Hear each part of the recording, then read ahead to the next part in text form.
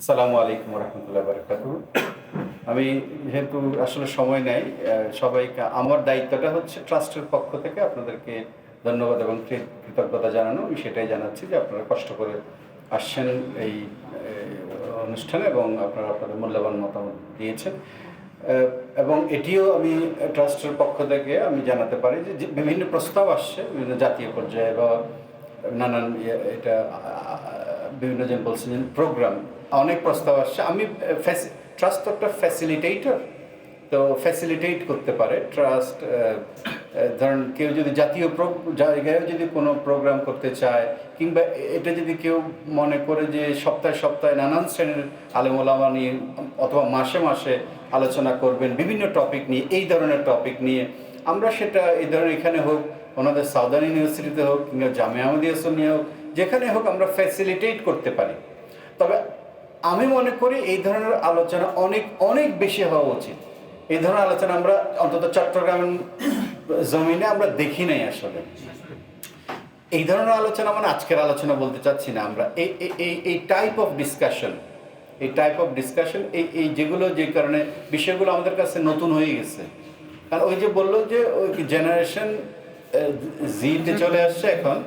আমরা এখনো ওখানে যেতে হবে, তো আমাদেরকে এখন ওদেরকে বুঝতে হলে, ওদেরকে সমস্যার সমাধান করতে হলে তো বুঝতে হবে। যাই হোক, কোরআনুল কারীমে তো এটা বলা হয়েছে যে যে জানে এবং যে জানে না সে সমান নয়, তারা সমান নয়। আবার এটাও বলা হয়েছে যে দেখে এবং যে দেখে না সেও সমান নয়। অর্থাৎ আমি যদি দুটো কানেক্ট করি, তাহলে যিনি আলেম হবেন, যিনি দেখেন, এই দেখাটাকে আমরা বলি যে দর্শন, এখন বর্তমানে বলে ফিলোসফি।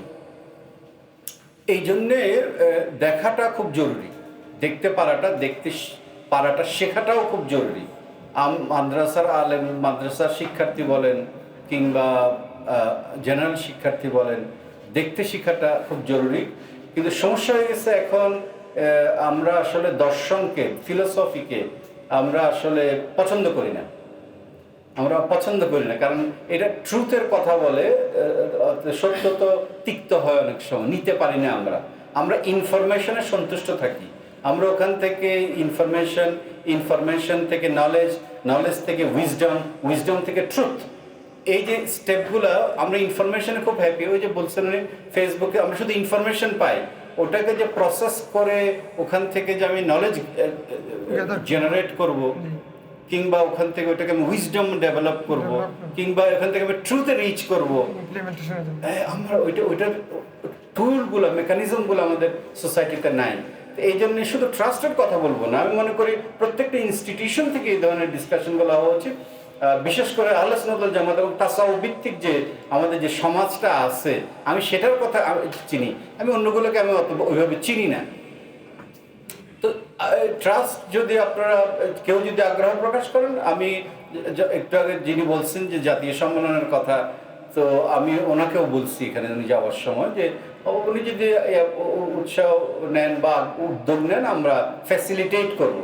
আর সব কাজ তো আমরা করতে পারবো না, আসলে সম্ভব না, আমাদের সাধ্যের তো সীমাবদ্ধতা আছে। তো যাই হোক, শুকরিয়া। তো বিশেষ করে আমরা মাইজভান্ডারি তরিকার কথা বলি এই জন্য যে বৈষম্যমুক্ত সমাজ এখন শব্দটা আসছে, কিন্তু বেলায়েত মুতলাকের কথা অনেকবার আসছে। বেলায়েত মুতলাকায় মাইজভান্ডারি তরিকার যে ইয়াটা আসছে, ওটা হচ্ছে আদলে মুতলাক।